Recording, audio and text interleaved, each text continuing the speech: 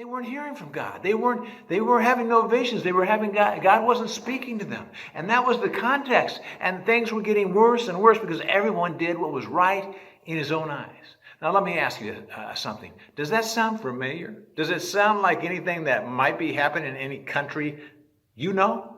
I think we all know that we're moving down a slippery slope, further and further away from God and more toward relativism, where I'll decide if it's right for me and you can decide if it's right for you instead of going by what God says is right and wrong. And so it was in that context that Samuel was growing up. And it tells us in verse 2, and it came to pass at that time when Eli, remember Eli was the older priest, was laid down in his place, and his eyes began to be dim, so he couldn't see. He was getting old. He couldn't hardly see. He was laying down to sleep. That the Lord called Samuel, and he answered him, "Here am I." So here's Samuel. He's asleep in his bed, and God speaks to him. He says, "Samuel." And Samuel is going, "What's going on?" And so he answered him. And he ran to Eli, and he said, "Here am I, for thou callest me." And he said, "I didn't call you. Lie down again." And he went back to lay, and he said, "What are you talking about, boy? Are you hearing things? I didn't call you. Go down and go back to bed." And the Lord called yet again, "Samuel." And Samuel arose and went to Eli and said, "Here am I, for you did call me." And he answered, "Listen, boy, I did not call you. Go back to bed." And so it's not dawning on Eli that God actually would speak to someone, because he's been a priest all his life and he hasn't ever actually heard God speak to him probably. And all of a sudden, Eli is hearing from God. Samuel's hearing from God and he doesn't know what to think. And the Lord called Samuel again, the third time. And he rose up and he went to Eli and he said, "I'm here. I know you called me." And Eli perceived that the Lord had called him. Finally dawned on him, wait a minute. We're in a temple. I am a priest. Maybe God actually does speak to someone. Maybe that actually happens. I haven't heard it happen, but maybe it does happen. And so he said, "Listen, go lie down again. If he calls you, say to him, 'Speak, Lord, your servant hears you.'" So Samuel went and lay down, and the Lord came to him again and called him and said, "Samuel, Samuel." Now he's given him 2 times. "Samuel, Samuel." Then Samuel answered, "Speak, Lord, your servant heareth." Here's what I want you to get from Samuel, and that is, when he thinks he hears God, when he hears something, says, "This may be God," he says, he looks for a response. He said, "Here am I, what do you want?" First he goes to Eli. Now he's going to the Lord himself. And the Lord said to Samuel, "Behold, I do a thing in Israel, at which both the ears of everyone that heareth it shall tingle.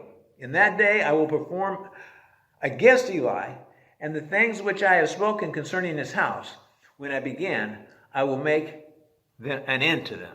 And so he says, look, I'm going to do some things that is going to wake everybody up. Everybody's going to say, wait a minute, this is something different. Their ears are going to tingle because they're saying, I think I'm hearing the truth. And I'm going to use you, Samuel, to speak the truth. When you decide to take it seriously, that God wants to speak, God wants to interact, God wants to use you, God starts to do big things. So the first thing is show up at the game. Recognize that God wants to speak to you and through you. And here's what happened, it says. As Samuel began to grow more and more, he listened for the voice of God, and he began to hear God speak over and over and over again, because when he heard, he responded. He was at the game. Verse 19 says, "And Samuel grew, and the Lord was with him, and did not let none of his words fall to the ground."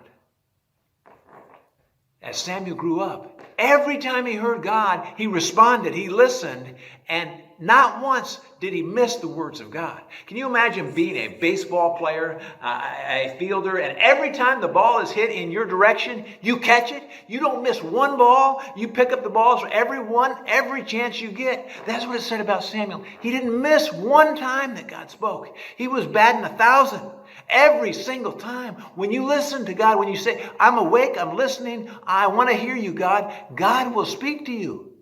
He's not just talking to hear himself speak. He wants you to react. And when you're there and saying, God, whatever you say, I want to take it in. All of a sudden, you're in the game. It's not just what's happening in the world around you that you can't understand. You're in the game. God wants to use you to do something because he's got a plan and he wants you to be a part of it. Next, we call up a prophet named Elijah. Elijah, come on up out of the dugout. We want to listen. We want to look at you and see what you did a little bit. Here was Elijah. He was a man that was bigger than life.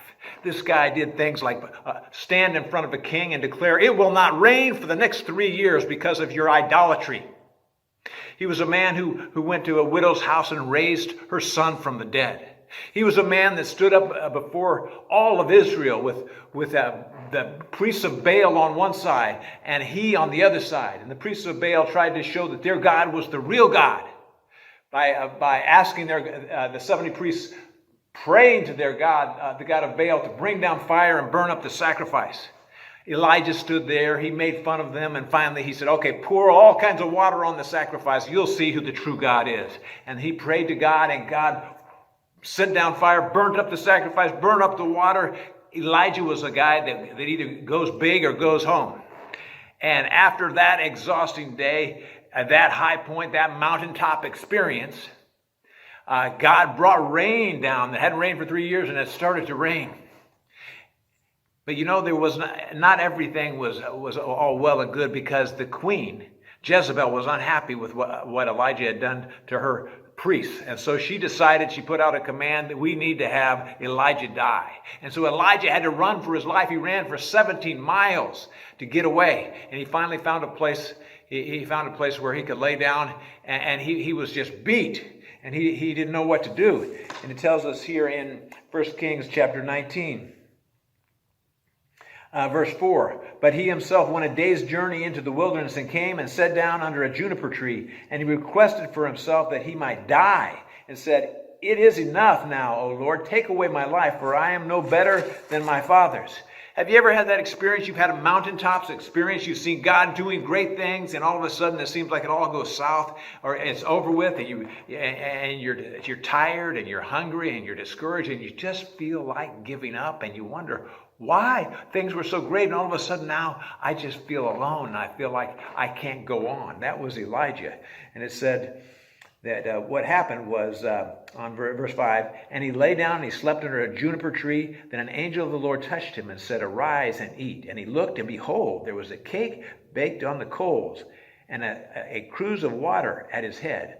And he did eat and drink and lay down again. The angel woke him up again. There was some more food and some more water, and God strengthened him. And then it said that he went on and he traveled. Here it says,